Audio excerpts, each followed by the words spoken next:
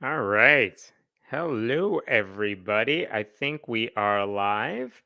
Just getting this started over here. Uh, Happy Friday to all of you. Got some exciting news here. We have Den back helping out with moderation. So anything in the comments that you make, if it comes from my screen name, it'll be signed by Den. If it's from him, you can always support this channel by going to patreon.com/Hemmett.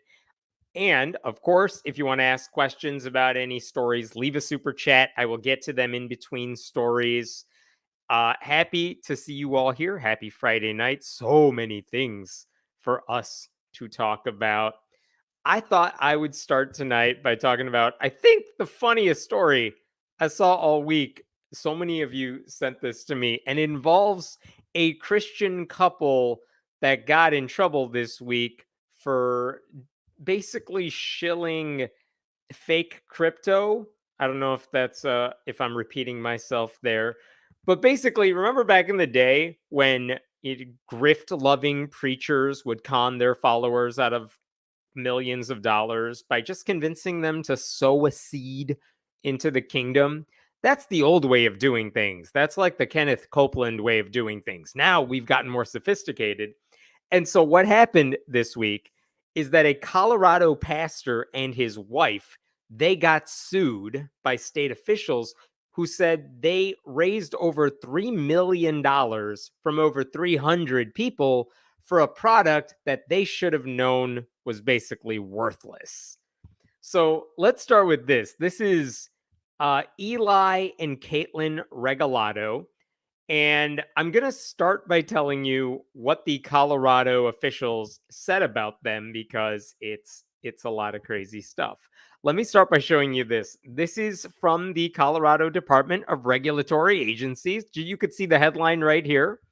Colorado Securities Commissioner files complaint against alleged cryptocurrency fraud scheme.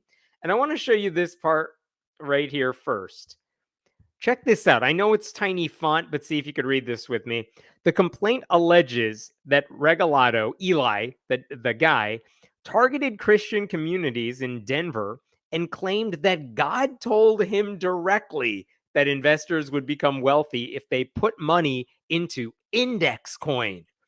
The Regalados had no experience in cryptocurrency, which was clear when a third party auditor's report allegedly described their index coin code as unsafe, unsecure, and riddled with serious technical problems.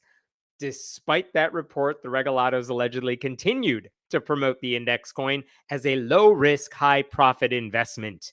The complaint alleges that in reality, the index coin was illiquid and practically worthless. Investors lost millions, and defendants dissipated investor funds to support their lavish lifestyle. Oh, so much good stuff happening here. It's glorious. Um, to that end, before I move on, I think I need to tell you what their lavish lifestyle looked like because even that's kind of funny. According to this article from the Denver Post, this is from the state securities commissioner. He wrote, where is it? At least $1.3 million of the money they raised went directly to the Regalados, who spent it on a Range Rover, jewelry, luxury handbags, gotta have those, cosmetic dentistry, boat rentals, and snowmobile adventures. Apparently, those go together. Home renovations and an au pair. You know, like Jesus wanted. So clearly, these people are just raking in money from a bunch of Christians who are even more gullible than they are, and then using it to fund their lives, which is a thing many pastors do, but these people were dumb about it. Um, I should also show you this is their church's website because they don't actually run a physical church. This is Victorious Grace Church. And look, there's a lot of religious ish things on here, but this is the sort of website you get if you buy a template for a church off of some generic website and like never really fill anything in. Like there's nothing here. There aren't even really many links to anything. It's a bare bones thing. And the reason it's a bare bones thing is because this wasn't a physical church. It was an online only church. And if you go to the church's Facebook page, what you would see, I don't even know if it's still up anymore. All you would see is like every week, Eli, the guy, he would just do a live stream like this and preach for like however long he preached. And that was it. That was their whole ministry. But even if you do that consistently, you will gain some sort of followers. And because he was gaining followers, he basically told them, I want you to buy this coin. It's called Index Coin. It's like Bitcoin, but it's not Bitcoin. He also said, you can only buy and sell this stuff on the Kingdom Wealth Exchange, which is like the platform you got to use if you want to do any trading. Um, all of this stuff was shut down by government officials on November 1st. And what did Eli Regalado do? He told investors not to panic. He told them, I really believe you're going to see a miracle in very short order. And so the question is, how do you even pull off a scam of this magnitude? Because they actually do have, I'll show you this. They had a website where they discussed all of the updates for Index Coin, as you could see. And a couple of days ago, when I went through this, I could see every post they made going back over a year. And today, right now, as we're going on it, you can see this is a private space. You have to be invited to this space. My face is covering it up. There you go. Like, you can't see what's on this page anymore because they took down all the posts. They hid it behind like a paywall. They don't want anyone to see what they were telling people. But don't worry, I took screenshots.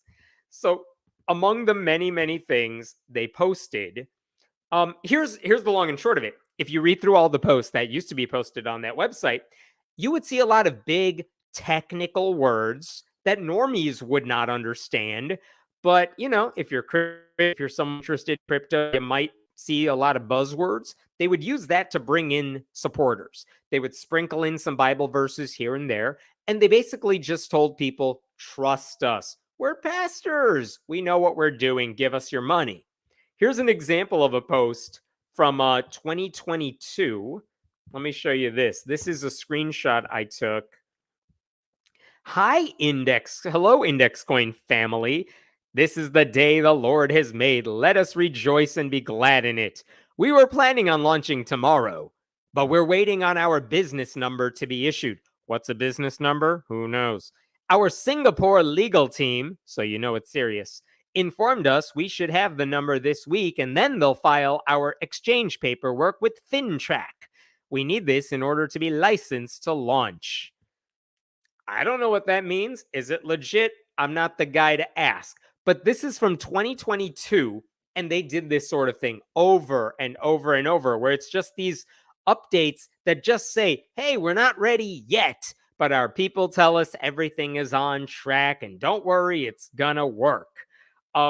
Here's another example of a post they made. Check this out.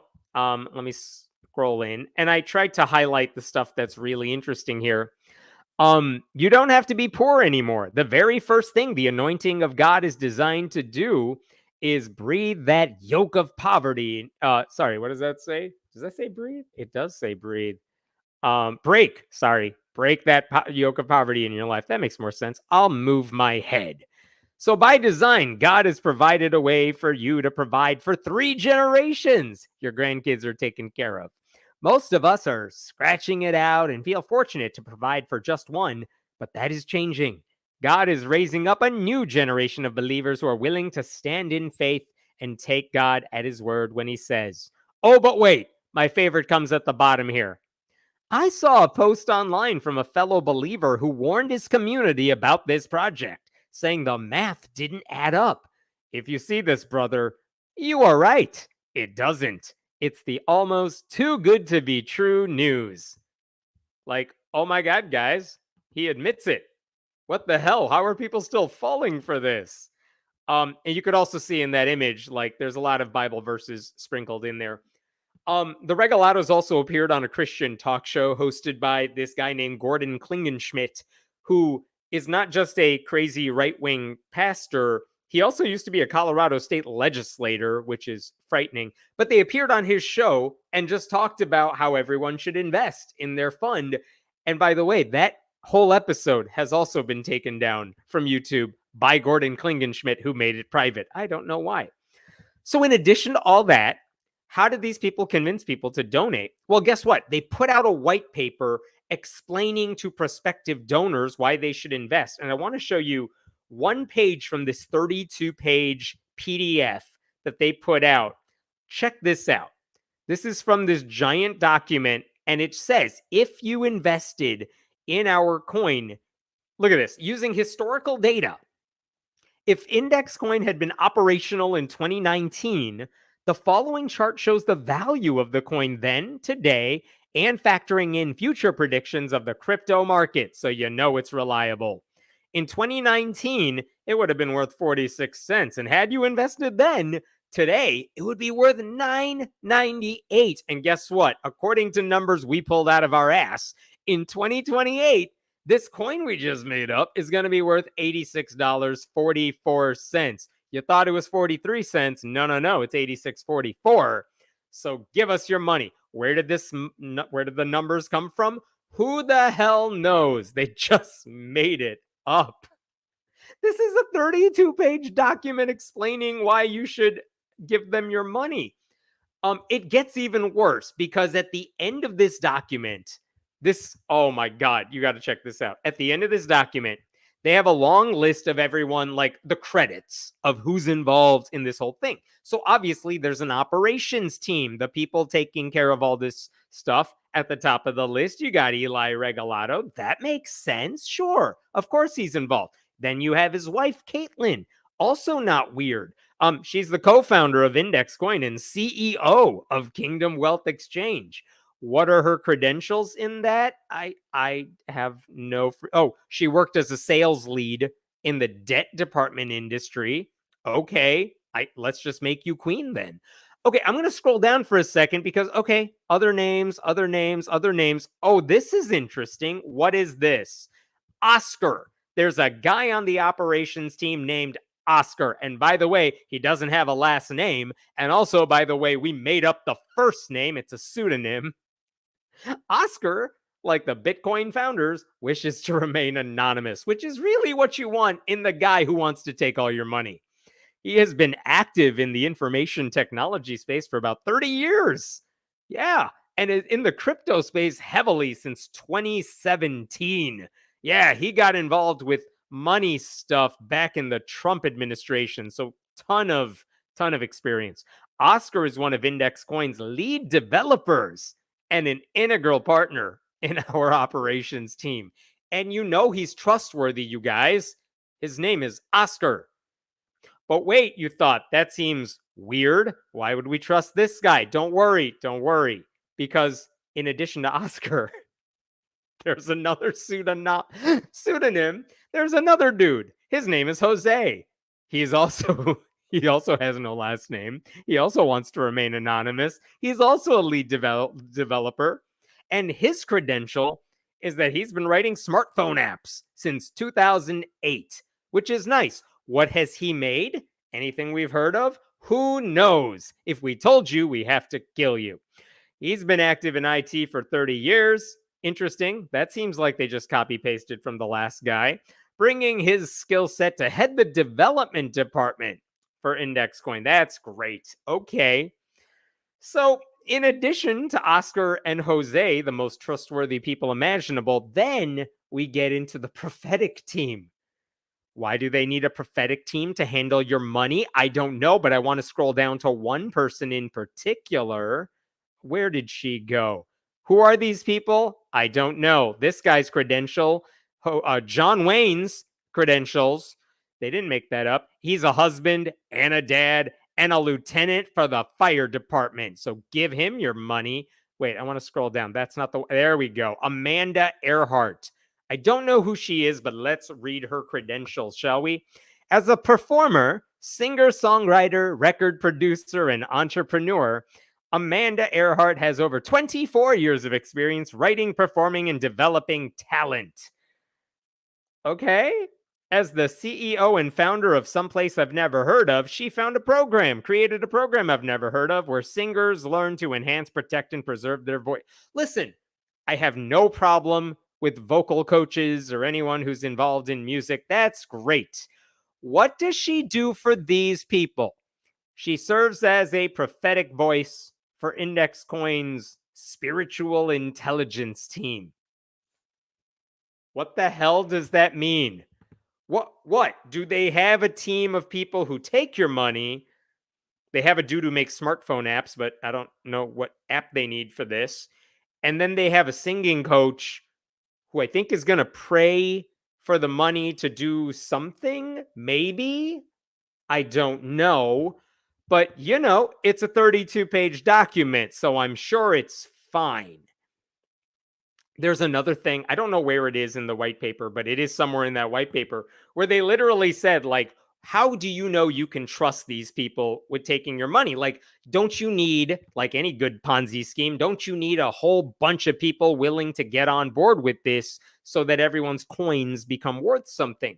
And the thing they said, and I am quoting this from that white paper, with over 2.18 billion Christians spread across over 200 countries around the globe, the Index platform has as one of its specific aims to become the platform of choice for every believer, while also helping inspire and strengthen their spiritual lives. Their argument for why you should give them your money is, well, there's a lot of Christians in the world, and like all of them are potential clients. And listen, that's a horrible argument. Back in the day when I used to write books, you would have to write, I mean, I'm sure they still do, I just don't write them anymore. You would have to write a proposal. And one of the things in the book proposal is, who's going to buy this book? Who's your target audience? And the answer, like if you ever read anyone's proposal for like a book about atheism, it's, well, there's a lot of atheists out there and they'll all be interested in my book. How many atheists? Interesting question. Well, according to some survey, like 25% of America is a nun. So, like, that's like 80 million potential people who are going to buy my book. And then, of course, the book sells 12 copies because that's not how the math works. But again, that's what these people are doing, and they're taking millions of dollars of your money. They're saying our audience is every Christian ever, and they're all going to remain alive for the duration of this little experiment of ours, obviously.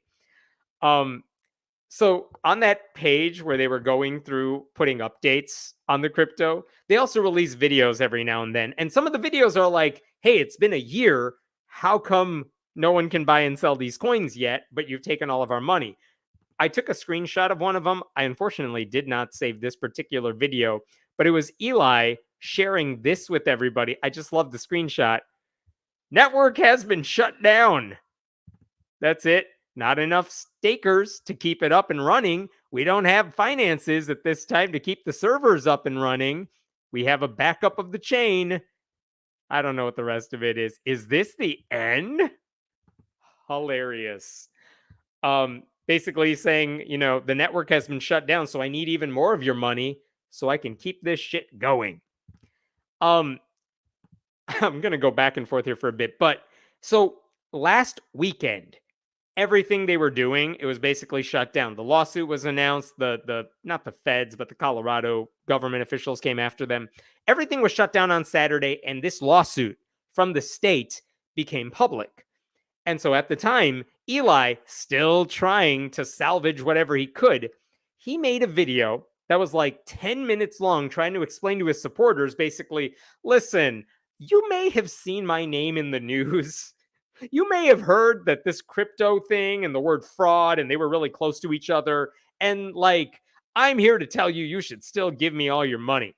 I'm not going to play all 9 minutes for you, but on Twitter, there was a woman who basically made a super cut of this 9 minutes. I'm going to play you about a 2-minute segment that cuts between all the various things he said. And I'm playing it for you because it's just really effing funny. Okay, listen closely to what he says. And again, he is saying this to his followers after the lawsuit has come out, after all these news stories have talked about this Christian pastor and his wife who were defrauding everyone.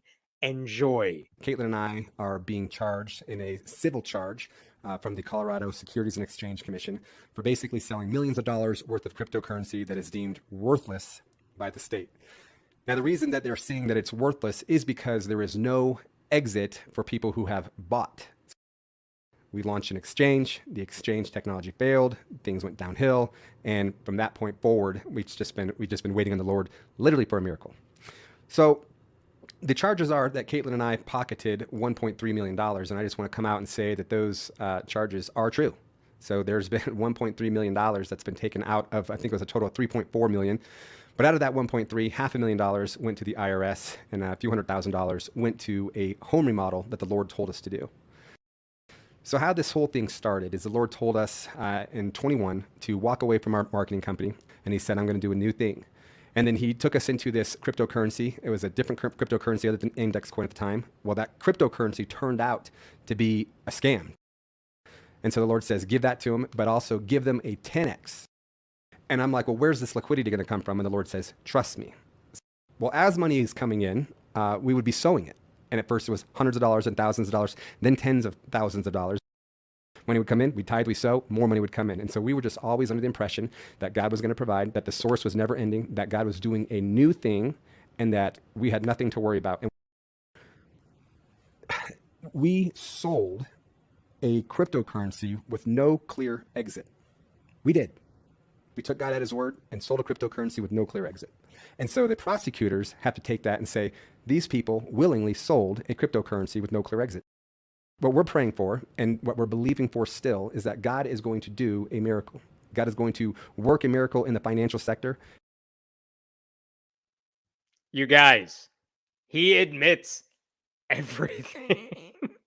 Like, what the hell? He says it's being called worthless because, like, you can't cash out right now. So, yeah, true. If you listen closely there, he said, you guys, they were saying we pocketed $1.3 million. And look, yeah, that's true. But $500,000 went to the IRS. All right, I guess we'll take your word for that. But then he said a few $100,000 went to a home remodel that the Lord told us to do. So stop being mad that we have really nice toilets and stuff. He did not mention in that video, but the Colorado officials did, that he also took $290,000 and put it into the bank account of his church. And may I remind you, what is his church? It's an online-only church where he just does this. He does a sermon, kind of like the way I'm talking to you now, and he put $290,000 in that bank account. For what? Like a new ring light? I don't know what he wanted. What was he going to do with that money? And then, of course, at the end, he says, God will take care of everything. We're praying for a miracle. Not, I'm sorry, I'm an idiot who doesn't know how to handle any of this. I'm sorry I wasn't upfront with you about the fact that I have no experience. We're just counting on God to do everything. I don't think this was in the supercut, but he did say this in the video. I'm going to quote it because I wrote it down. He said he prayed to God personally and said, Lord, I don't want to do this. I don't know how to do this. I don't have any experience in this industry. I don't know what I'm doing. I don't want to be caught up in something, unquote. And yet he just kept doing it. And his conclusion that he said in the video is either I misheard God or God is still not done with this project. Like, no, you misheard God and then you lied about it to everybody. So according to Colorado, this is what the Colorado official said about, isn't this story hilarious? This is what the Colorado commissioner said. We allege that Mr. Regalado took advantage of the trust and faith of his own Christian community and that he peddled outlandish promises of wealth to them when he sold them essentially worthless cryptocurrencies. New coins and new exchanges are easy to create with open source code.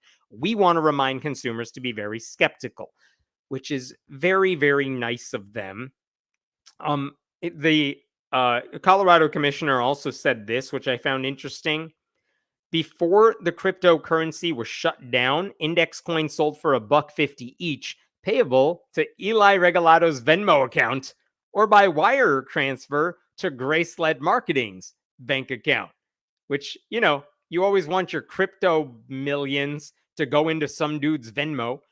Investors were told that every index coin was worth at least $10, according to the lawsuit, and that there were 30 million such coins in circulation, meaning the company should have had $300 million backing the coins. State investigators instead found 30,000. So again, this is where the fraud part comes in. The Regulatos knew, according to the state officials, that they did not have the money to back this stuff up, but they were telling everyone else a lie. I guess if there's one silver lining here, it's that the state of Colorado says they are going to do everything in their power to try to recoup some of the money that these investors put into this thing.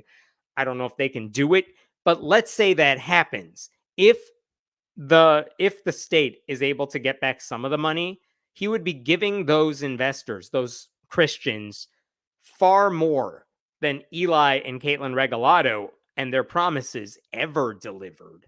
And I guess if you step back for a second, this cryptocurrency strikes me as pretty much every other form of Christian media, which is to say it was marketed as an alternative to something the secular world already had, but it ended up being a cheap, if not worthless, imitation. But people at the top of the pyramid still reap all the benefits because all these Christians who are more gullible just keep giving them money. And that's to be expected because this is what a lot of churches and church leaders do. They offer the same sort of product in church every week. It may not be called crypto, but usually it is called religion, which is invest in our God and you will be rewarded in the long run. Just keep praying, keep tithing, keep spreading the word, things will get better. Eventually, I mean, not now, but eventually. And some people eventually figure out it's all a scam and they walk away. I'm sure that's a lot of you right now. Some people have doubts, but they decide to keep pouring money into the system. Why? Because it makes them feel good, because it gives them hope. They think something better is coming. And some people never catch on at all. The problem with the Regulados, though, is unlike playing that game in church where that sort of thing is legal, they decided to do a thing that involves actual products, actual physical, tangible products, even though it's digital, where unlike church, you can't just over deliver. Pastors can do that in a church with God. These people cannot do that with crypto because there is some oversight. There is some accountability. They sold an actual product and now they've been caught. So their first court appearance, I think, already happened, but it's been postponed. I think their next court appearance is going to happen early February. Their bank accounts, the Regalados' bank accounts, have been frozen for a couple of weeks. And I think that's to make sure they don't just take whatever money is in there and try to cash it out and, take it to the Cayman Islands or something like that. So we'll follow this story. We'll see what happens. But right now it looks, I feel bad kind of for the people who gave them money because they should know better than trusting someone who just uses God to convince people to trust him. It never works. Sad to see. I'll stop there and take any questions, comments while we get to the next thing. This guy might actually believe this, or he's using it as an excuse and hoping for the best.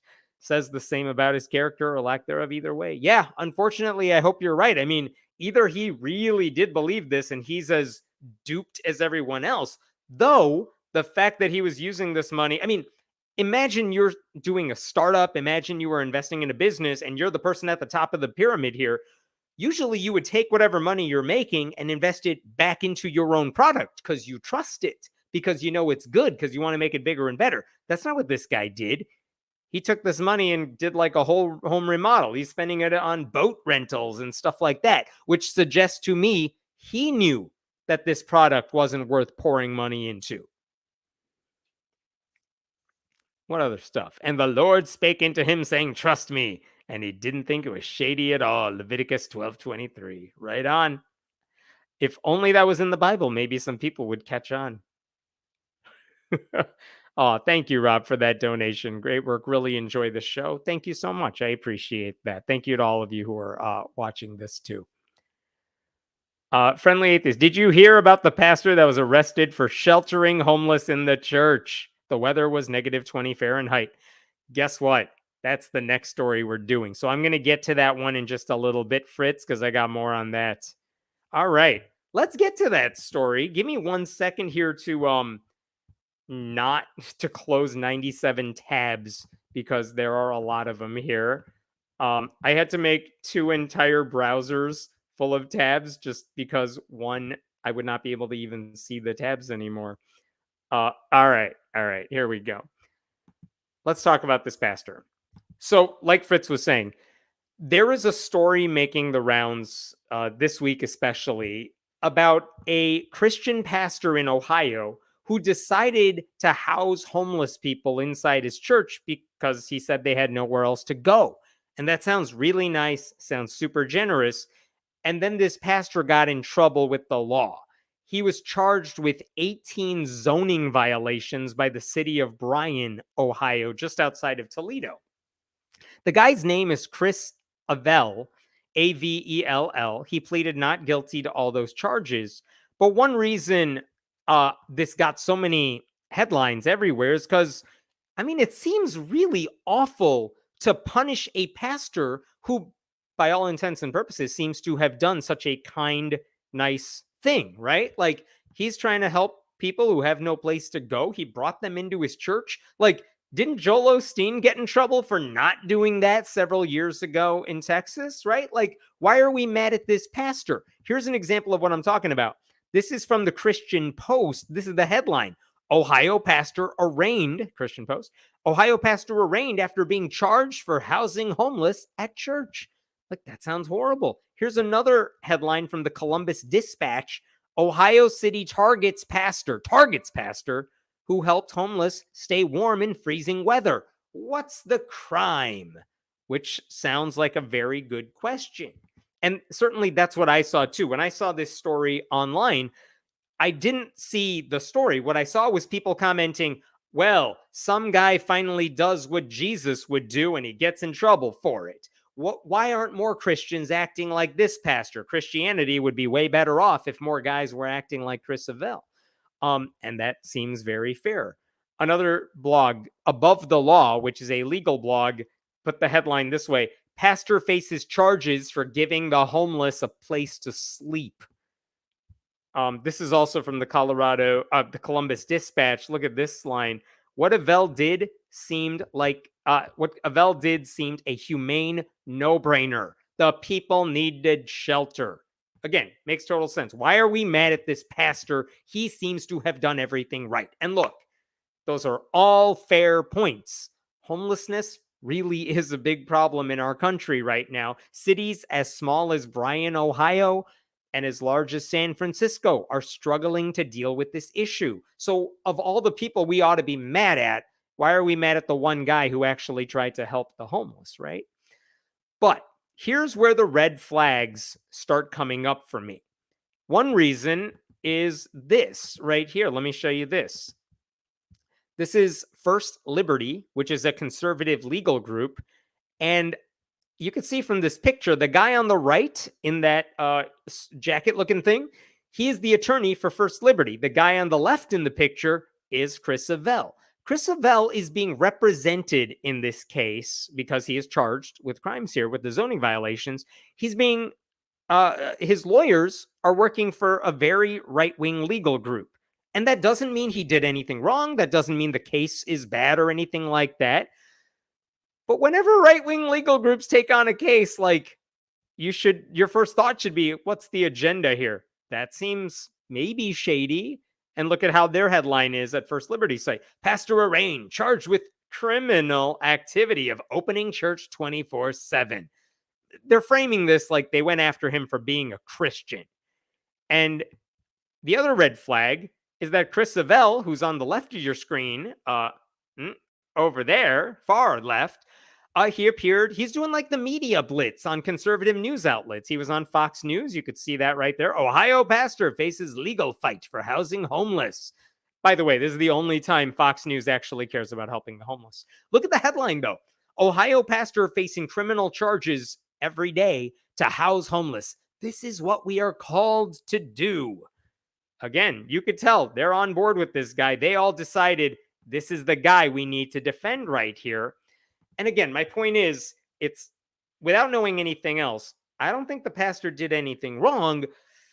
But man, all those red flags go up when you see the right wing propaganda machine really get on this guy's side, because it makes me think there's more to the story. So, of course, I went down a crazy dark rabbit hole this week trying to figure out what's going on. And I did find a handful of things that I thought were pretty interesting, that I wanted to share with you. The first one has to do with this church, because I want to show it to you, because I don't think this was in a lot of stories about this article. Let me show you this. I'm going to go to Google Maps here. Let's see if we can work through this together. I'm showing you this area. Okay, this is hard to do while I'm trying to play around here.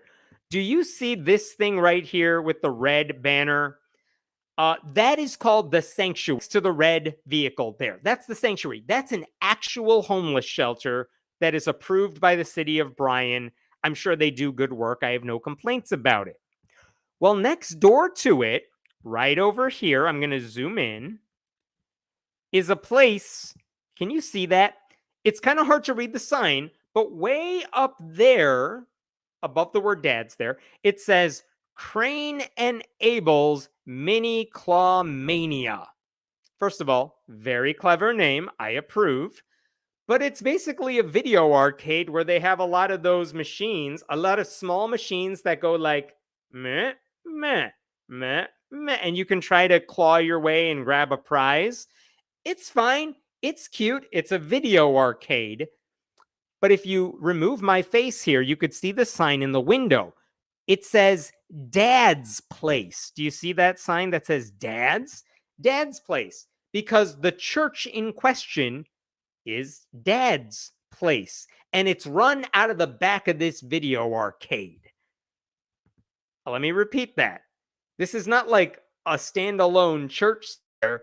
This is a video arcade that the owner of the video arcade said is a church, which doesn't mean anything's wrong with it, but it means, that's interesting. In 2020, it turns out, Chris Avell requested permission from the city to set up a church inside his business. The city said that's fine, but remember, when you took over this lot, this property, it was zoned to you as a business. And that means you still have to follow all business regulations. And he was fine with that.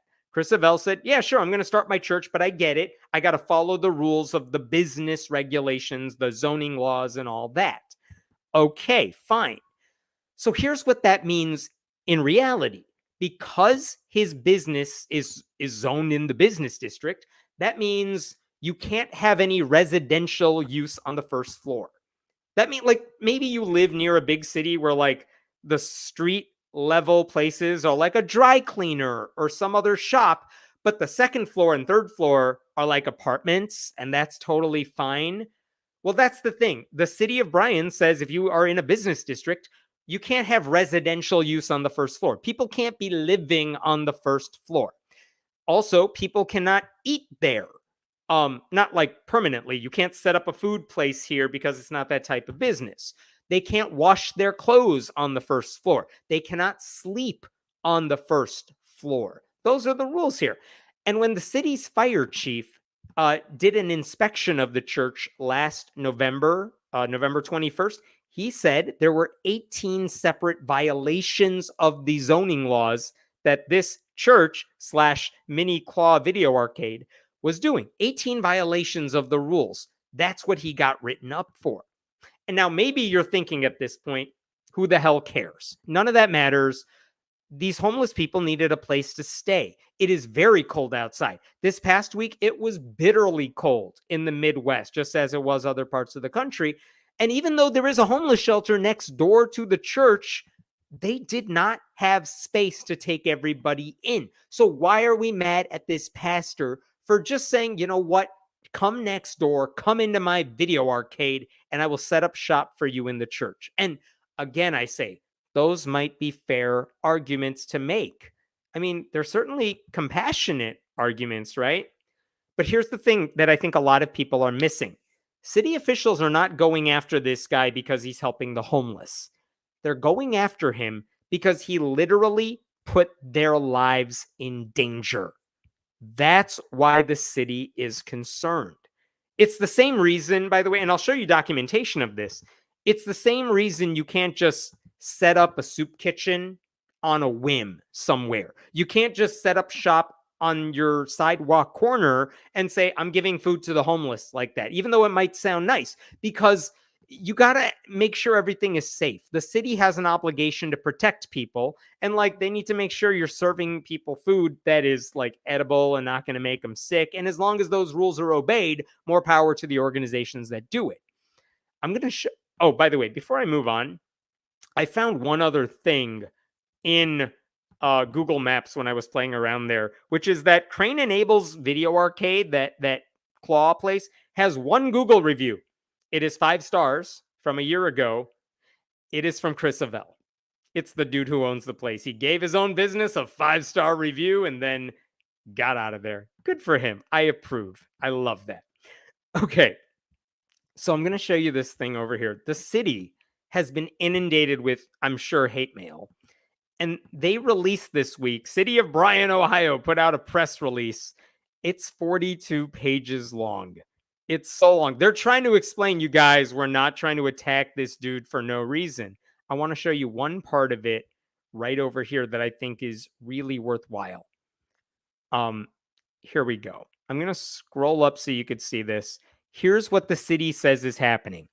Some of the serious violations included improper installation of laundry facilities, inadequate or unsafe exit areas, LP cylinder for gas grill improperly placed inside the building, an unpermitted gas dryer installed with impermissible plastic duct outside Ohio Mechanical Code guidelines, no permitted and approved kitchen hood over the stove, and limited ventilation. To put that in basic English, the city is saying, we're not like giving this guy a jaywalking ticket. We're saying the violations are literally things like that could put these people in danger if there's an emergency. For example, the exit signs on the door were not clear. And so what happens if there's a reason to panic? What happens if there's a fire in the building and everyone needs to escape? The exit signs were not clearly marked. There's no evidence, the city said, that the carbon monoxide and smoke detectors were tested regularly. The city also said there was a gas leak due to improper installation of the unapproved gas dryer. And by the way, for that last one, the city teamed up with the local natural gas provider to correct that problem by themselves. That's how serious these violations were. The city was like, look, if you want to house these people, that's one thing, but you can't set up a thing that's like a safety hazard that could make this situation even worse. Can you imagine if this pastor took in 20, 30 homeless people into his video arcade and then there was a fire one night and everyone died? Who would be in trouble then? Is it the pastor who took everyone in? No, people would be pissed off at the city for allowing that to happen. And that's why the city is like, we need to make sure the rules are being followed here. They are not. So we got to punish the pastor. And look, I'm sure there are some of you who are saying, well, why doesn't the city find these people a real shelter then? And I think that is a legitimate criticism to have of the city. You could have this criticism of every city. I'm outside of Chicago. We have the same problem in Chicago, which is to say the city ought to be doing more to deal with the homelessness crisis. I am right there with you.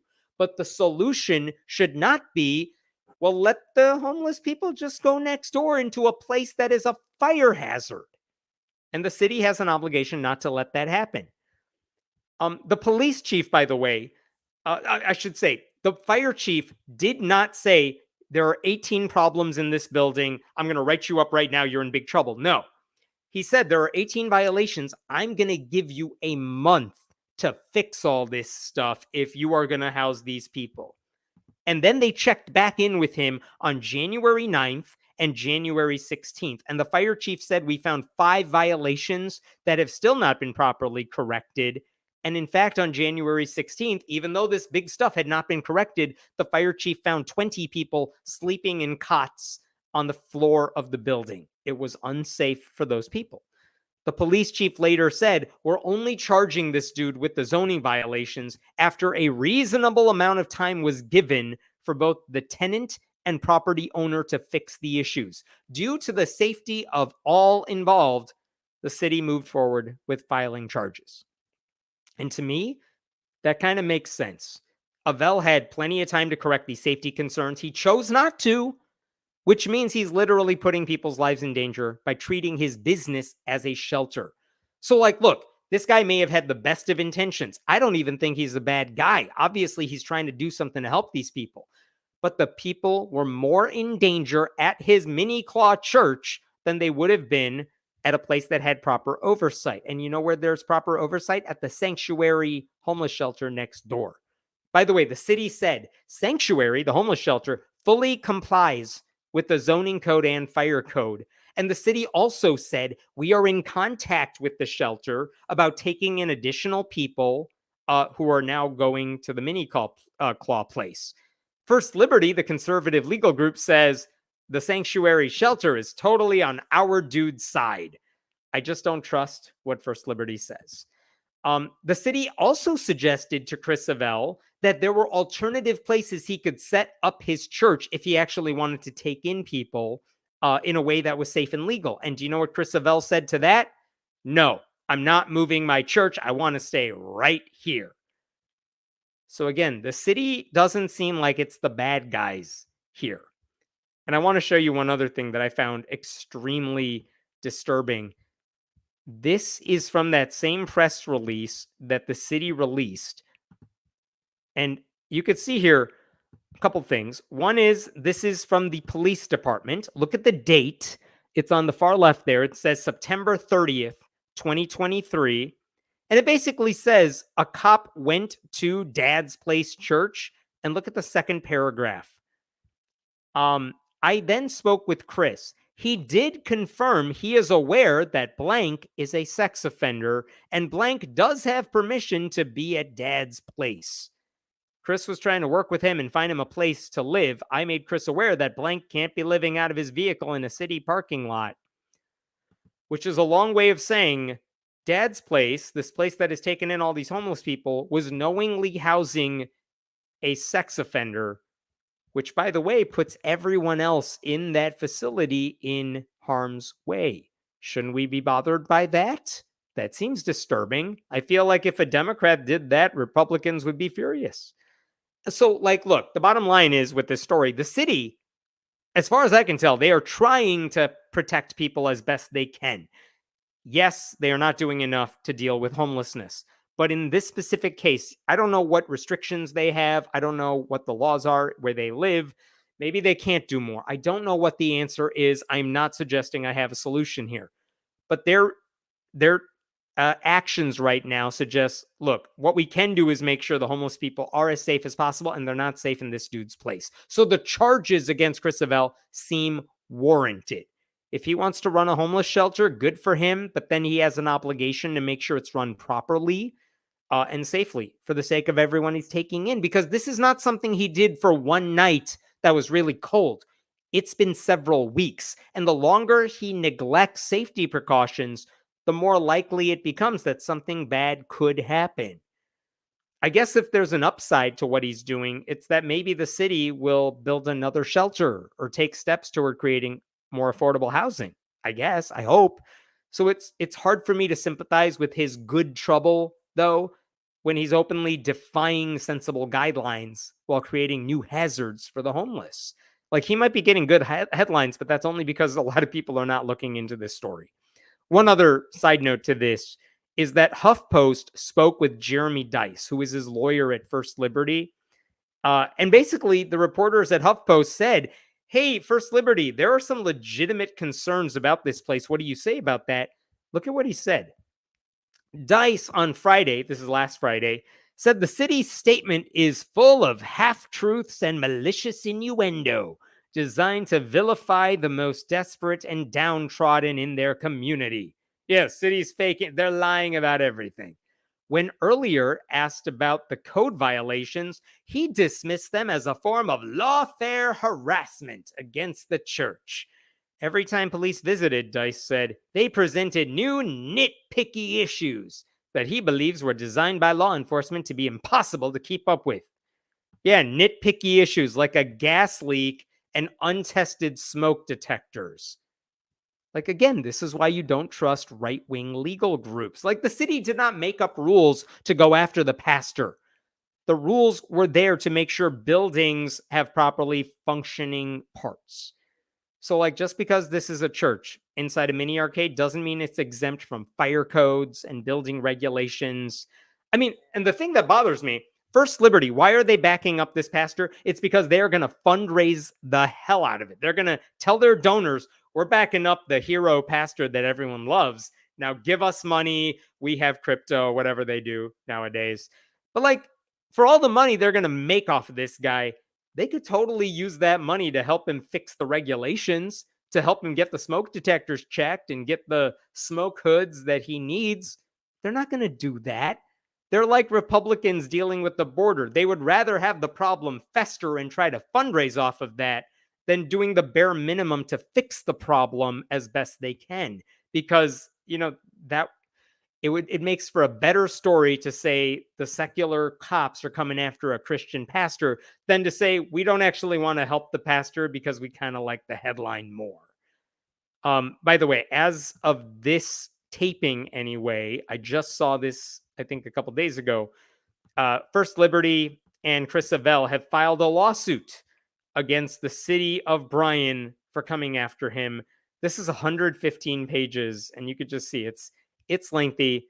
They're treating this as like persecution against this guy. I don't know where this lawsuit's going. I hope the city stands its ground, and that's the only time I will ever say that about police departments or anything.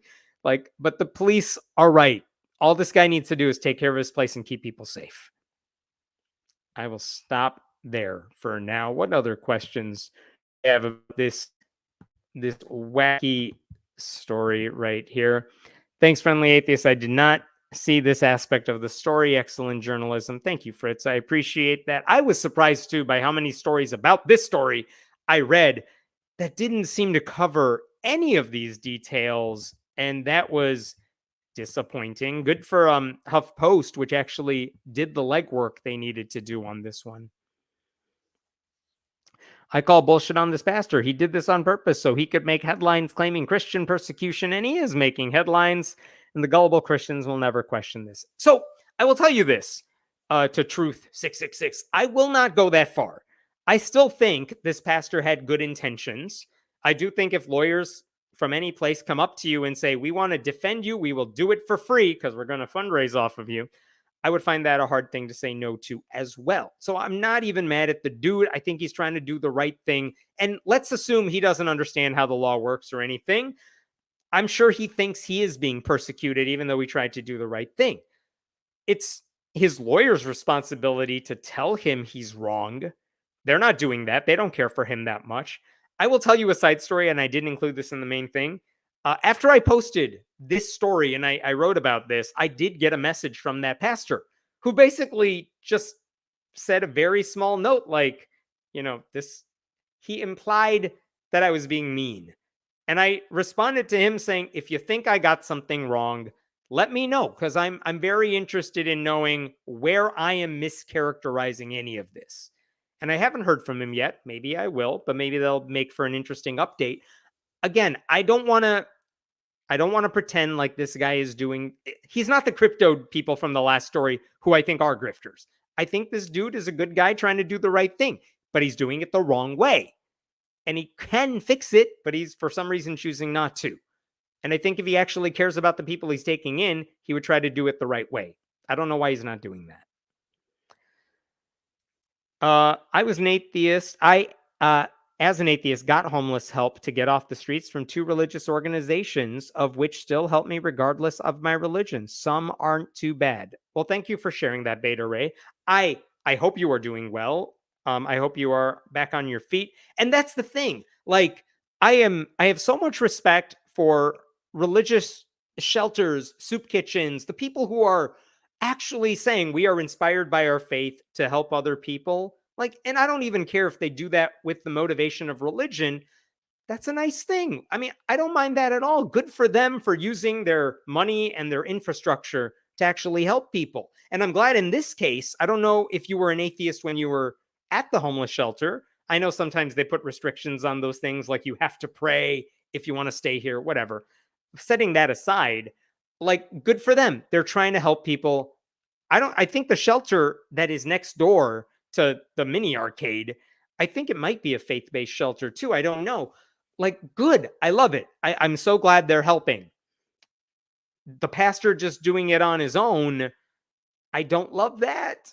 I wish there was some oversight because, again, even if he has the best of intentions, there could easily be people who are saying, oh, there are lots of desperate people who need a place to stay. Come inside my property here. I'll take care of you. And then, I don't know, do shady things. I'm not saying this guy's doing that. I'm saying I would be worried about that. And I want there to be oversight. And right now, that doesn't exist. So, like, I don't want to just have to trust the dude I don't know. So, again, that's the thing. That's what I want the city to be doing. I want them to look after these people and then try to help the homeless people get into a place where they can stay temporarily until they can get back on their feet. I don't know if I totally agree with this perspective, only because the circumstances were dire, in that unhoused could have died of hypothermia, etc.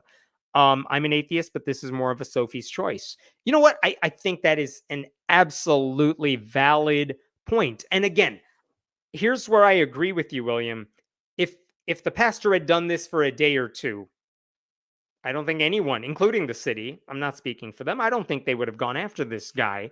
And the thing is, though, when you keep them long term, I don't know what the people were doing to try to get into the sanctuary next door. I don't know if there were legit places they could have stayed, but we're not looking at the other alternatives because they were staying at the Mini Claw arcade. That's where I kind of raise my eyebrow there. So again, if it was an emergency and this guy took him in out of the goodness of his heart for a day, a few days, I really don't think anyone would be upset. I honestly think the headlines would be justified and totally warranted, that this guy deserves defense. This guy deserves to be treated as a hero, because good for him. The fact that it's gone on for several months and he still hasn't fixed the problem, that's where I start to think, okay, now you're being weird about it and I want you to fix it. All right. I'm going to move on to a should we do a lighter story for a little bit? All right. Let's talk about a lighter story. This involves football, only because I found this funny. Basically, you might know this week is it the divisional or the crap? I don't even know. I should look that up. It's the divisional series. Whoever wins this weekend's football games gets to go to the Super Bowl. Well, 2 weeks ago, they had the wild card games. So a lot more teams are playing if you don't do the sports ball thing. Lots of teams are playing. You win, you get to move on. You lose, you're out of the playoffs. And one of the games during the wild card matchup was between the Houston Texans and the Cleveland Browns. And the Houston Texans have this rookie quarterback, CJ Stroud, who has been phenomenal this year. And not only was he good this season, CJ Stroud led the Texans to basically destroy the Cleveland Browns. The score was 45-14. It wasn't even close. So good for him. Great game. Okay. So right after the game, the sideline reporter for NBC, she caught up with CJ Stroud. And obviously, you know how that interview is going to go. Like, CJ, you won the big game. What's going through your mind right now? How are you able to stay composed under such a pressure-packed environment? And I'm going to read you what he said. And I would play it for you, except for some reason, NBC took this clip down from YouTube for reasons I will get into in just a moment, but I'll read it for you.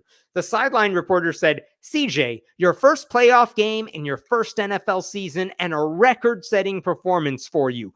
What does this moment mean? To which CJ Stroud responded, "First and foremost, I just want to give all glory and praise to my Lord and Savior, Jesus Christ." Here, I'm going to share this with you too so you can see it.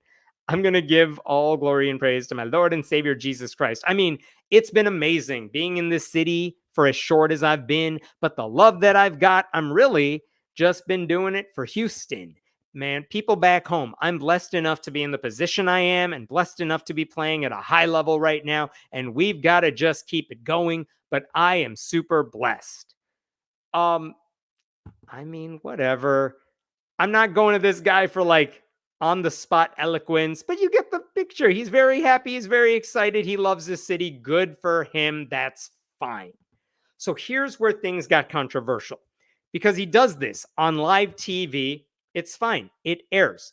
NBC News puts that clip of that interview, which went on for like another minute or so. They put that whole clip on YouTube.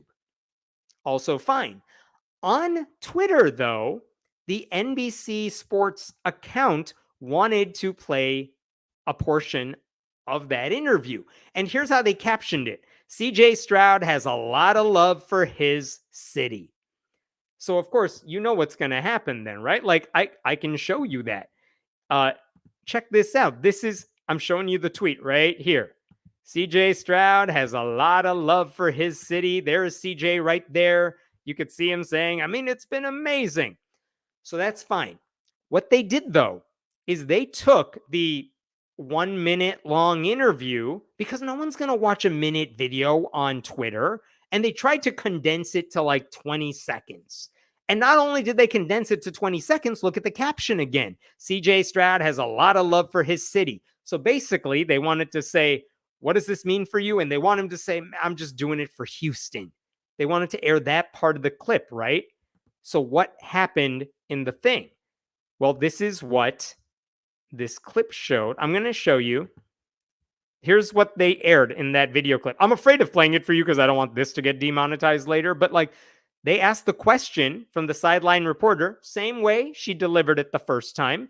And then they get right into Stroud's response. I mean, it's been amazing being in the city in Houston. The love that I've got, man. People back home, I'm blessed enough. And then look at that last line. I'm blessed enough to be in the position I'm in and blessed enough to be playing at a high level right now. And we got to keep it going, but I'm super blessed. So what did they do there? They took out the first line where he talks about, first and foremost, I just want to give all glory and praise to my Lord and Savior, Jesus Christ. Why did they take that out? Because it doesn't answer the question. They ask the question and they want to get to the part where he's bragging about the city of Houston so that maybe people in Houston and the fans of the team can retweet it. Things like that. Not only that, though, they actually kept in the part about how blessed he feels. He says the word blessed like 3 different times. So they aired the question, they edited the clip, and then all hell broke loose because people started tweeting stuff like this. See if you could see this caption. This is from a right-wing conservative outlet. NBC edited out Houston quarterback CJ Stroud's praise of Jesus Christ in their post-game interview posted to X. Why did they remove Stroud saying, first and foremost, yada, yada, yada, Jesus Christ? They're acting like this is censorship. And then it got weirder. Look at this. Fox News, NBC faces backlash as Texan CJ Stroud's Jesus mention cut from social media clip. Here's the New York Post doing the same little game, another Murdoch thing. NBC catches heat for cutting CJ Stroud thanking Jesus in social media clip. Look at this. This is a line in the article.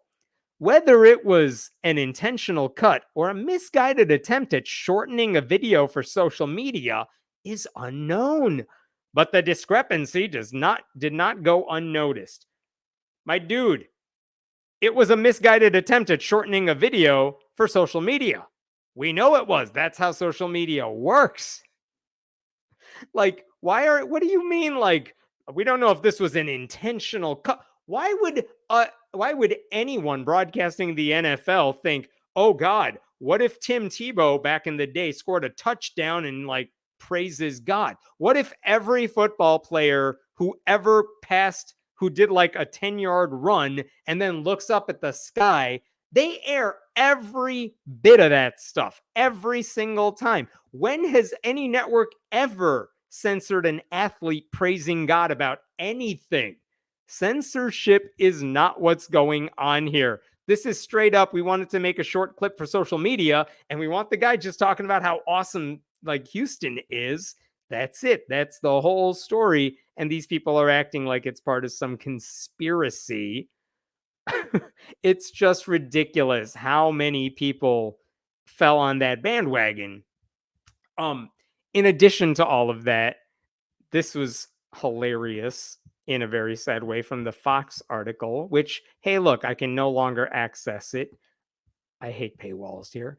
I'll share this with you. This is from the Fox News article.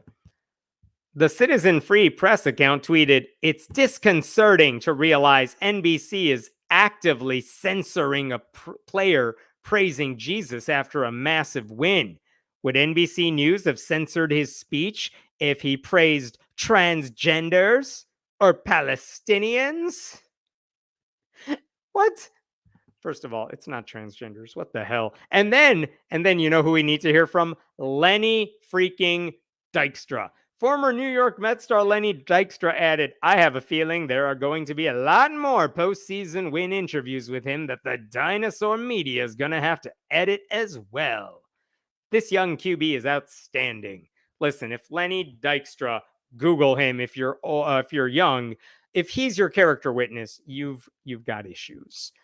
But again, there's no conspiracy whatsoever. You know how I know there's no conspiracy? Because NBC News aired all the footage live and then shared the clip on YouTube as it was happening. They were not trying to censor anyone who is praising God after a game, just like they never censor a player who praises God during a post-game, press conference, because it's so ubiquitous that atheists make fun of how often athletes praise God for a win and never blame God for a loss.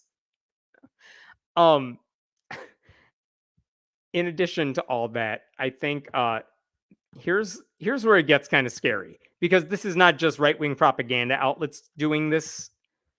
This is the American Family Association, which is a Christian hate group. NBC purposely censors Jesus mention social media post. Purposely. Apparently, they know it's on purpose. And they set up a petition for everyone to sign. And I want to zoom in on this petition. NBC, stop the censorship. Look at this bit.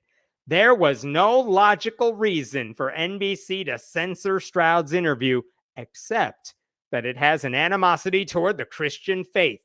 No, there is 100% a logical reason. I just told you the logical reason. They're trying to do a clip on Twitter, and so you want to make it short and snappy like a TikTok thing. That's it. That's your logical reason. And yet, as you could tell, 25,000 plus people have already signed on to this. By the way, this isn't a real petition. These right-wing groups don't actually have petitions. Every time you sign up or sign one of their petitions, they really just have a box at the bottom that says, "We can add you to our mailing list," right? And the box is already pre-checked for you. That's what this is about. They found an issue they could jump on, pretend it's Christian persecution, so they can try to hit these people up for money later. That's how right-wing groups work. So all of this, I think, is just evidence of how the right-wing media bubble works. Like some ignorant buffoon drew a false conclusion, and then a bunch of well-paid ignorant buffoons amplified it all for clicks because it checks all the boxes that their readers love. And by the way, I know some of you are probably already saying this in the comments. The following week, CJ Stroud's team, with Jesus on their side, lost the first actual playoff game to another team. So CJ Stroud is out of the playoffs. And as far as I can tell, he did not say, "Suck it, God, because this is all your fault." No, he rationalized God like everybody else always does when they lose a game. I'm going to stop there and take some questions while I look for this next little thing here. No questions. Cool. Give me a second here while I pull up my second batch of tabs, because there are too many tabs. Okay. I'm going to jump right to this other story, which is another story about how I saw headlines saying one thing and then no one dug into the details, and everyone, including atheists, I think, got it wrong. And this story involves a Mississippi mother. And I'm just going to show you the thing that got all this started. She posted this on Facebook. Let me blow this up so you can see it. Shauna Coleman is her name. She's a mother in Mississippi, and she says, "Please pray for the schools. My son got this from school for saying Jesus Christ." And I'm gonna let's look through this together, shall we? It's a parent notice of disciplinary intent. That looks dangerous. The date up here is January 4th. And you could see in the first things here, what's the reason for the notice? And it says unacceptable language at the top there. Action taken in the bottom. Had conference with student, telephone parent. Well, what happened? The teacher says at the bottom. He said Jesus Christ, when he dropped the Legos, he was cleaning up from recess. That's the whole story. And just to make this a little bigger here, just to explain what happened, this 7-year-old boy, he was reprimanded by his teacher at Hope Sullivan Elementary. Why? What did he do? Like the warning said, he dropped some Legos on the floor, and I guess he responded by saying, Jesus Christ. And the teacher, I imagine, says, hey, you don't use that tone when you make some sort of innocent, harmless mistake. And I feel like that would have been the response if he said, son of a, or darn it, or, what the heck? The problem isn't what he said, it's how he said it. And the teacher, I would assume, is saying, hey, I want to teach you a lesson here because you're 7 and you're like in 2nd grade. All you did was drop some toys on the floor. It's fine. You can just pick it up. It's a calm, easy thing to do. You don't need to get upset about it. You don't need to be mad at anybody. You don't need to be mad at the world. And you definitely don't need to strike a tone that says, oh, my F it. I'm so mad right now. But what did this kid do? He said, Jesus Christ. And so the teacher saying, I want to fix your behavior, which is a good thing, writes up this kid and says, you can't talk like that in my classroom. She calls the mom, she writes it up, and that's it. And you know what? That was the right move for the teacher because the kid's not in any actual trouble.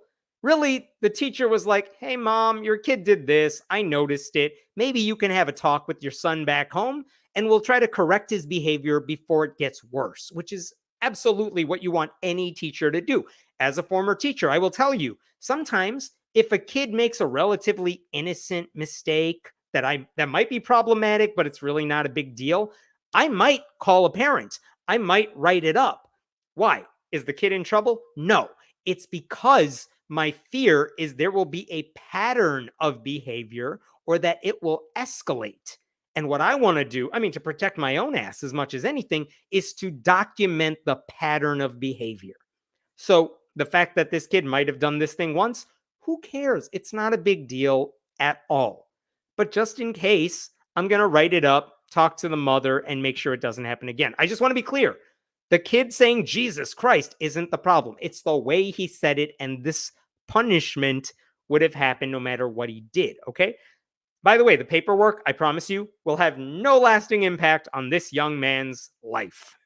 No one cares what your 1st grade teacher said about you. That's it. And yet, you want to know what happened after this? Let's see. Fox News is writing about it. Mississippi mother's post of son's school disciplinary incident for saying Jesus Christ goes viral. This makes it sound like the boy got in trouble because he just said the word Jesus. Maybe the teacher asked him, who's your hero? And the boy said, it was Jesus Christ. And then the teacher wrote him up. That's the impression you get reading this headline because it doesn't go into any real details, right? That makes no sense whatsoever. Another article talked about what people were commenting on that Facebook post of the mother. One wrote, "What has this world come to? This is sad, simply because he said the word Jesus Christ. That's not what happened." No. While another said, "This is crazy. The baby," he's 7, "the baby said Jesus Christ, and this was a bad word in her eyes? I'm done. I wouldn't even want this teacher teaching my kid. That would have been his last day in that class." For what? Because the teacher tried to fix his behavior? Why are these people mad? It's because none of them actually looked into the story, and the mother didn't bother correcting anybody about this. Like, it is not unacceptable to say Jesus Christ, not if you're a kid in class. In fact, not only did they say this, not only am I saying this, the school district said the exact same thing. Look at this local news article. This is Fox Local. Fox reached out to the DeSoto County School District for a statement. And look at what the spokesperson at this district has been dealing with angry phone calls all day. And now this local Fox affiliate's like, "What do you have to say about this?" Listen to his exasperated message. DeSoto County students would not be reprimanded for simply saying Jesus Christ. It is possible that a student could be corrected for a disrespectful use of Jesus Christ's name. And then the spokesperson said he didn't get a warning. He got a talking to. Oh, this is the mother again. This is the mother. He didn't get a warning. He got talking to. She called me and they put a note out there. This type of stuff follows a kid in their record. No, it doesn't. No, it doesn't. No one cares what your first grade teacher got mad at you about. This teacher wasn't even mad. I want to go back to what that spokesperson said for the district, though, because look at this last line. It is possible that a student could be corrected for a disrespectful use of Jesus Christ's name. You all know now what that spokesperson was saying. He didn't get punished for saying Jesus in a harmless way. He got punished for the tone because he said something in a disrespectful way. He made a little oopsie, and instead of picking it up, he's like, "Jesus Christ." And so the spokesperson said, he said it disrespectfully. That might be what the problem is. And the reason I bring that up is because the Freedom from Religion Foundation jumped on that statement. I love FFRF, but they're wrong on this one. No punishment for blasphemy, FFRF tells the school system. DeSoto County schools cannot punish a student for disrespectful use of Jesus Christ's name. Like, FFRF, I love you. What are you doing? While teachers can, of course, enforce rules relating to cursing or inappropriate language, imposing religious blasphemy rules on students violates both the Establishment Clause and free exercise clauses of the Constitution. You guys, that's not what the story is about. The county is not doing blasphemy laws. The spokesperson just had a long day. Cut him some slack. FFRF, what are you doing? No, that ain't it. Stop it. That Oh man. By the way, in another interview, the mother of this child also said, "Never in my life have I heard at a public school that you cannot say Jesus Christ," which is true because no school has that policy because she just pulled it out of her ass. There are also Christians on Facebook who are telling this woman to speak with an attorney as if all of this requires a lawsuit. And I just want to say two last things about this. She is taking a mild situation and blowing it out of proportion. If she is trying to protect her son, then the dumbest possible thing she could do is broadcast his harmless write-up on social media with his name on it so that he is forever linked with this minor thing he did one time in like second grade. First of all, like, what are you doing, mother? That's stupid. I try not to put anything about my family on the internet. This mom's like, "Look at what my dumb kid did." Show that. And the second thing is, you would think a lot of Christians would actually be on the side of the school district here because didn't the kid use Jesus's name in vain? I thought They didn't like that. So I thought there was a commandment about that sort of thing. Like, what would the response of all these people be if a Muslim or atheist kid said Jesus Christ after he did something wrong? Would they be mad at those kids? Or would they be like, you guys, it's fine. It's just a Muslim kid saying Jesus Christ out of anger. Let it be. Not a big deal. I can't believe you're all making a big deal about this. No, they would be furious. It's all about the framing. They love playing victim. This is a story that they think is about persecution. And like, what happened? The teacher tried to do the right thing. The boy did something relatively harmless. The district spokesperson needs a raise. Like, everyone here is on the right side of the issue. They're the ones getting in trouble. Stupid. This is a dumb story. All right. What questions we got here? From my understanding of this, shouldn't they be happy since they should? Thank you. Saying the Lord's name in vain. Beat you to it. No, actually, you beat me to it, but I didn't see your comment. So thank you. I agree. They should be mad about it, Michael. What else we got? He got into actual formal trouble and he shouldn't have. Maybe. Would the reaction have been the same if he had said whatever you said there, or cheese and rice? Yeah, I mean, that's my point. It's not about what he said, it's about how he said it. And that would have applied. I think the teacher would have been in her right to mildly reprimand the child for just getting overly angry about a thing that did not deserve anger. You want to correct kids' behavior.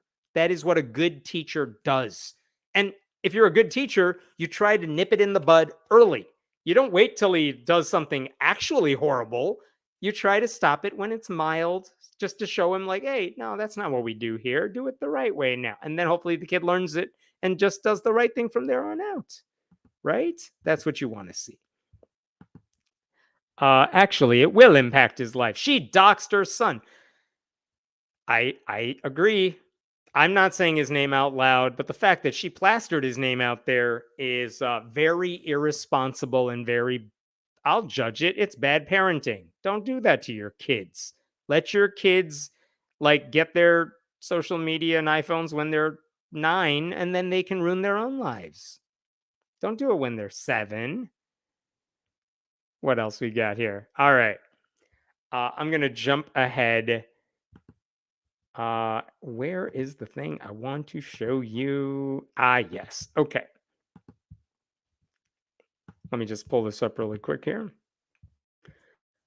All right. The Republicans in Iowa have filed a bill to bring untrained chaplains into public schools in an effort to basically shove Christianity where it doesn't belong.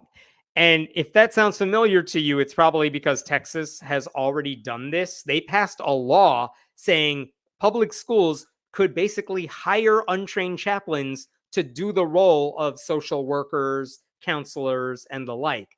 And it's such a bad idea that back in August, a group of like 100 actual chaplains wrote a letter to all Texas school board members. Look at this part in bold here. I'll try to make this bigger. Because of our training and experience, we know that chaplains are not a replacement for school counselors or safety measures in our public schools, and we urge you to reject this flawed policy option. It is harmful to our public schools and the students and families they serve. And they were absolutely right about that. They are absolutely right about that. So what is going on in Iowa? In Iowa, they're saying, what? Texas did it? Let's copy it. So basically, what happened is that there are 2 bills. I'm going to show them to you here in just a second, but there are 2 bills. One of them is called Senate Study Bill. Let me show you this right here. There we go. Senate Study Bill 3092. And I'm going to scroll down to the important part, and it's section 3 right here about school chaplains. Let's read this together, shall we? It's really just the first 2 bits that matter. The board of directors of a school district, the school board, may employ a chaplain or engage a chaplain to serve without compensation or remuneration to provide support, services, and programs for students as assigned by yada, yada, yada. The school board can hire a chaplain to provide support services and programs. That's part 1. Part 2 here, The school district shall not require a chaplain employed or engaged under this section to have a license or an endorsement or certification or anything like that. Those are the two parts that matter. So just to recap, Iowa Republicans say school boards should be allowed to hire chaplains to do important work. And also, they don't need training. They can just like give you a business card with the word chaplain in front of it. And that's cool. We're good with that. That's the law Iowa Republicans want to pass. And the lady who is sponsoring this bill, her name is, one of them, her name is Representative Helena Hayes. She actually said she and her Senate co-sponsor got this idea because they attended an event with a right-wing lobbyist in Iowa. One interesting thing that happened here, this is from the Iowa Starting Line, really good local publication. They said, look at what she said during a committee hearing about this bill. And this is really important. This bill is about ministers in the workplace. So I know some here are going to want to challenge what a chaplain is, how that is defined, and whether or not it's allowed in the public schools. Hold up. Let's back up for a second. What was the first thing she said? This is about ministers in the workplace. Ministers is not a term Muslims use. It's not really a term Satanists use. Atheists don't use it. And one of the Democrats who is on that committee, she's fantastic, Sarah Trone-Garriott. Look at what she said here. She called Hayes out on it during a committee hearing. Let's see if I can make this a little bigger. The author of this bill referred to the practitioners in this bill as ministers, which is specifically a Christian and Protestant Christian term. It seems to be the intent of this bill is to use the resources and institutions of the state to promote a particular religious community or religious content during the required hours of our children's education. That is a violation of that child and their parents' right to choose, but it's also a violation of protections within the U.S. Constitution. Yes. Sarah Trone-Garriott, by the way, I had the chance to meet her. She is absolutely wonderful. She actually happens to be a minister and a former chaplain. She knows what she's talking about. Unfortunately, she's one of the few Democrats in the Iowa legislature, and so this bill made it out of her committee in the state Senate. And look, if there's anything to prevent this bill from becoming law, it's not the well-being of students. Republicans don't care about that. It might, though. It might be the fact that if this bill becomes a law, some non-Christian groups might want to jump on the opportunity. And interestingly enough, there was another lobbyist, liberal lobbyist, who chimed in and said, yeah, you guys should realize this could open a Pandora's box here. This is Keenan Crow, who is a lobbyist for One Iowa, an LGBTQ advocacy organization. Guess who has a very robust chaplain program? The Satanic Temple does, Crow said. And guess who's been using it in a number of different ways, including at the U.S. Naval Academy? The Satanic Temple has. So if we want Satanic Temple chaplains in our schools, this is the way to get them. And Keenan Crow says that like it's a bad thing, but I find that hilarious. By the way, after I read that, I asked the Satanic Temple, hey, buddies, if this bill passes, are you interested in putting chaplains in these Iowa schools? And the response I got was 3 words long. We are interested! Exclamation point. So they are watching this bill very closely. And like, here's the thing. It's not as extreme as the Texas bill is, but ultimately this goes to the heart of, do you even have any faith and trust in the hired, trained staffers at your school? Because if you have good counselors and you have good social workers and those people work so damn hard, why do you need religious chaplains to, I don't know, present an alternative to the work that they're already doing? You don't. They're not going to provide anything that the trained people you have already aren't doing. Like, if they want to talk to a pastor, let them go to church. Let them go to church with their family. You don't need to do that at a public school. But again, Republicans are in control in Iowa, so this could very well become a law. If it does, we'll see if there are lawsuits about it. But it's a horrible idea. It's been horrible in Texas, and it's a law there. I don't know why Iowa Republicans are eager to copy just a bad idea to begin with. I'm going to stop there. Just frustrating. Any questions there? Could they hire a bunch of Jewish folks? You mean as chaplains? I would imagine they could. Will they? I don't know, because I'm guessing if this happens, again, Protestants have a very good pipeline to create and train chaplains who are ready to jump on these types of opportunities when they present themselves. And other groups, I'm not saying Jewish groups don't, but like a lot of other groups don't have the infrastructure to train and hire and certify chaplains. And again, the fact that this law wouldn't require them to be certified, I don't know where it goes, but it's not helping. It doesn't help the kids. So that's disturbing. I'd be willing to give him the benefit of the doubt, and minister was just bad word choice. Maybe the article that I read you that from referred to it as a Freudian slip, and that's what Sarah Trone Garriott picked up on as well. But even if it's not, even if it, let's say that Republican representative did misspeak, we all still know what she's doing. I mean, she has fully admitted in other venues she is on the Christian right. The other sponsor of this bill in the other chamber is also part of the Christian right. They have made it clear this is the sort of Project Blitz sort of bill to shove Jesus into public schools and get Christians in there to proselytize. There's nothing in the bill, by the way, that prohibits Christian proselytizing.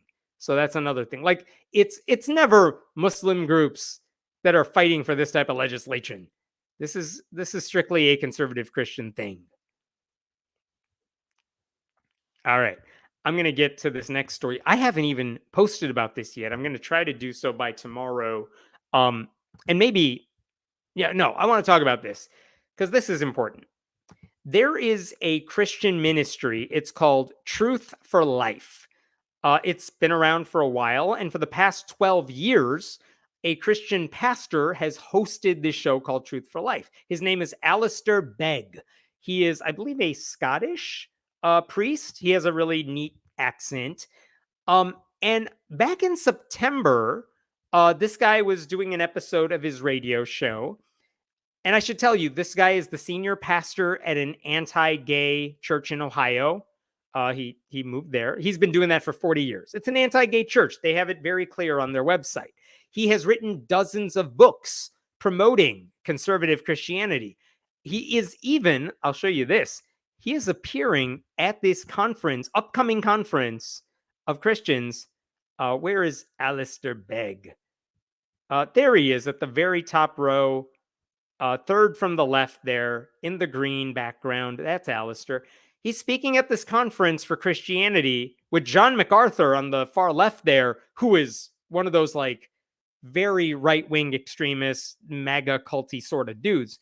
And as you could tell, they really like having a diverse panel of penis people. No women allowed to speak at these conferences. I don't know. The point being, Alistair Begg is a very conservative Christian. He's a very conservative Christian pastor. His bona fides are right there. So what did he do that was so problematic that this became a controversy? Well, back in September, he was hosting an episode of his show, and someone basically, his co-host, said, hey, here's a hypothetical for you. How should like Christians show compassion in the right way, especially when it seems like the tough thing to do? And I'm not going to air the clip. It's a long clip, but I'm going to show you the transcript of what Alistair Begg said. This is all Alistair Begg here. And let's read this together. In very specific areas, this comes across. I can't do the accent. I mean, you and I know that we field questions all the time that go along the lines of, my grandson is about to be married to a transgender person, and I don't know what to do about this. And I'm calling to ask you to tell me what to do, which is a huge responsibility. And in a conversation like that, just a few days ago, and people may not like this answer, but I asked the grandmother, does your grandson understand your belief in Jesus? Yes. Does your grandson understand that your belief in Jesus makes it such that you can't countenance in any way, in any affirming way, the choices that he has made in life? Yes. I said, well, then okay. As long as he knows that, then I suggest you do go to the ceremony. And I suggest that you buy them a gift. Oh, she said. What? She was caught off guard. I said, well, here's the thing. Your love for them may catch them off guard, but your absence will simply reinforce the fact that they said, these people are what I always thought, judgmental, critical, unprepared to countenance anything. And it is a fine line, isn't it? It really is. And people need to work out their own salvation with fear and trembling. But I think we're going to take that risk. We're going to have to take that risk a lot more if we want to build bridges into the hearts and lives of those who don't understand Jesus and don't understand that he is a king. Okay. So just to recap there, the hypothetical question that he says he was asked the other day, this lady came to him with, I'm sure, a single tear in her eye, and she says, should I go to the wedding of my grandson who is marrying a trans person? First of all, that didn't happen. Not because he's marrying a trans person, but because if he was marrying a trans person, you wouldn't invite the bigot grandma. Why would you ruin your wedding like that? But anyway, the grandma's like, what should I do? Should I go to his wedding? And normally, conservative Christians have a habit of saying, absolutely not. You don't go to the wedding, because if you go to the wedding, you're suggesting there's something okay about the wedding, and that would be condoning sin. So you don't go to the wedding, and you don't give them a gift, and you cut those heathens out of your life. And Alistair Begg here says, as long as you know your grandson understands that this is putting you in a very awkward place because you think what he's doing is wrong, then go to the wedding and, be nice to him. Give him a gift. Why? Because if you do that, he might start to think, maybe there's something I should think about given her beliefs. Maybe I should reconsider everything I've ever believed about Jesus. And on the other hand, if you do exactly what you think he's going to do, it'll just confirm his worst thoughts about you. And you know what? Strategically, I kind of see what he's going for there. I also think if you're the kid in that, if you're the grandson, I still say don't invite your grandma. Don't take her gift. All right, keep the money, but don't take the gift. Don't invite her. But okay, that is what he said. That's what he said back in September. And again, I don't love his answer. I don't like the answer that you should be nice to him only, not because you actually want to be nice, but on the off chance that maybe it'll convert him in the long run. That's a devious move to be nice to somebody. I don't love that. But if you look at it from a broader perspective, I guess it's nice to be nice to people instead of being a jerk to them out of spite because, you have warped views about morality. And it is, as he admitted, it is a unique answer because a lot of conservative Christians don't do that. And using his logic, you can see why conservative Christians would be really mad about this. Because if you're condoning sin by going to a wedding like that, what is stopping other right-wing evangelicals from helping and supporting their friend who wants an abortion? And what's stopping you from saying, well, I'm happy for you and your same-sex wedding? Isn't that just as horrible to do? You could see the slippery slope argument there. So here's the thing. That was from September. That whole clip that I just showed you is from September. And ever since, I'm sorry, I shouldn't say ever since. Last week, a right-wing outlet, I think, shared that clip from months ago, and everyone flipped their shit about this. This is the Christian Post. Alistair Begg, gay weddings and love. Where's the important part here? Look at what this dude wrote. Christians who attend gay weddings are just like Christians who obey a transgender person's preferred pronouns. They are tacitly affirming sin. Yes, truly, the worst thing anyone could ever do. Treat a trans person with respect. This is another website. This is another right-wing Christian outlet. Look at what this dude said. This is from Pulpit and Pen, which is, again, another right-wing canceling Alistair Begg. Where did this go? Here we go. Here we go. This guy spends a lot of time saying Alistair Begg's been a good conservative Christian, and it's precisely because of his history of faithful preaching that the grandmother sought his advice. We should not, therefore, look to Begg's history of fidelity to the cause of Christ and let that overshadow this one instance of pastoral malpractice. He called it pastoral malpractice. Why? Because Alistair Begg said, maybe try being nice for once. How dare he? And then look at what this guy writes.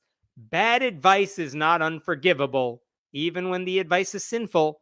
The man on the middle cross, that's Jesus, would still let Begg into heaven. Thank God we don't have to get everything perfectly right to be saved. However, a biblical standard demands that Begg should not be let into the pulpit or your podcast rotation. He's shown himself unqualified. They are canceling this pastor who's been pastoring conservative Christian garbage for 40 years because he dared to say, maybe don't be a dick for once and see how that works out for you. And they're so mad at him. How mad are they? This actually took a turn beyond just right-wing zealots going crazy. This is American Family News. This is also from the American Family Association, which is a right-wing hate group. They hosted Alistair Begg's radio show. I think it aired half an hour every day on like 180 radio stations. This week, they dropped his show from their lineup. They just took it off air. Look at this. American Family Radio is parting ways with well-known church pastor Alistair Begg and his daily radio program, Truth for Life. What they did is on Wednesday, like AFA staff members did a live stream. Look at this. In that time slot Wednesday morning, when AFR listeners would usually listen to Begg's program, AFA informed listeners about the decision in a live broadcast that included a bunch of AFA staffers. They took over his slot to talk shit about him.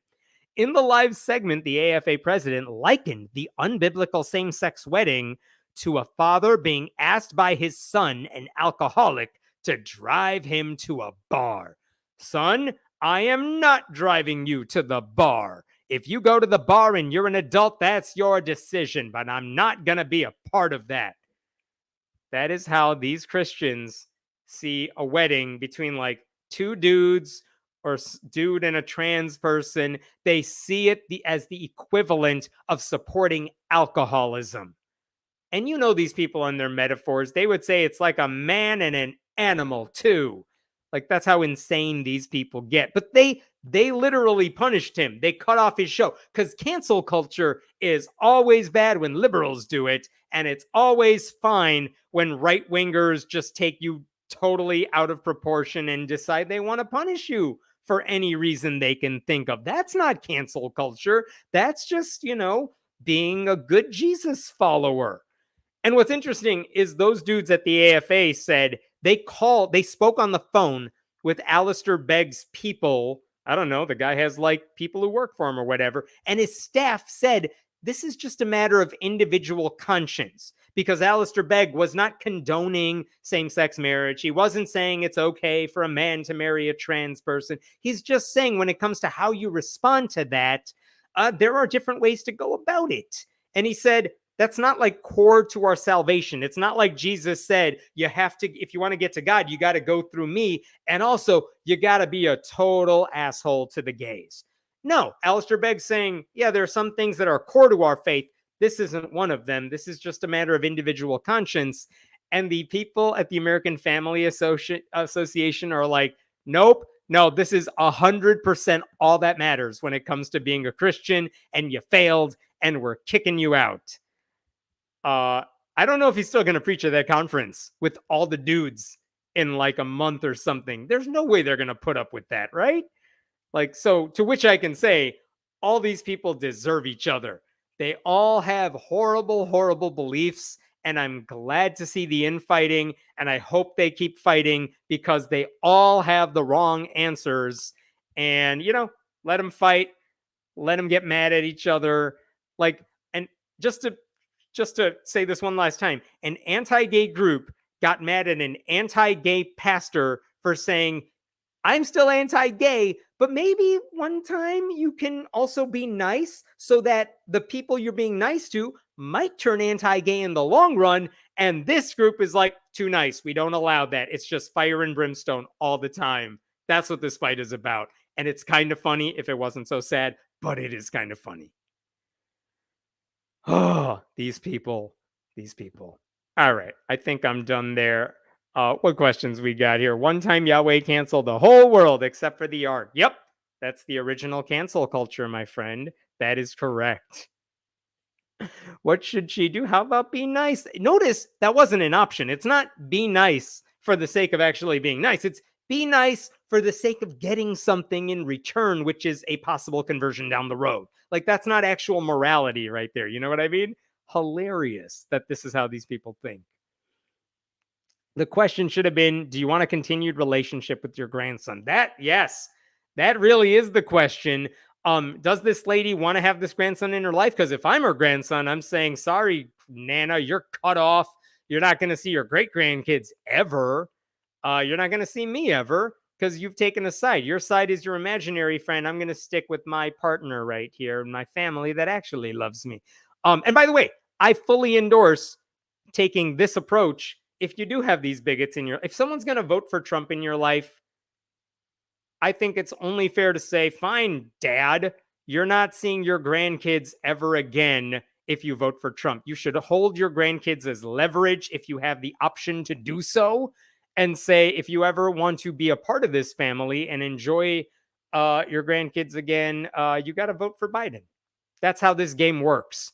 Liberals, you owe it to the world to use your kids as leverage against your brainwashed parents, says me. Any other questions? American Family Association, evil. I agree. There was another story. I'm tired. I'm gonna call it a night. Hey, thank you so much to Den for helping out with everything. It's I'm so happy to see you again, Den. Thank you to all of you who are watching. I don't think I see like the little eyeball in my screen that tells me how many people are viewing. And I think that's a number higher than I've ever seen before. That's really exciting. You can support this channel by going to patreon.com/Hemant. I'll post clips of this over the next week. And I hope you all have a safe weekend. I hope the snow is melting where you are. And I will see you next week. Have a good one, everybody. Bye.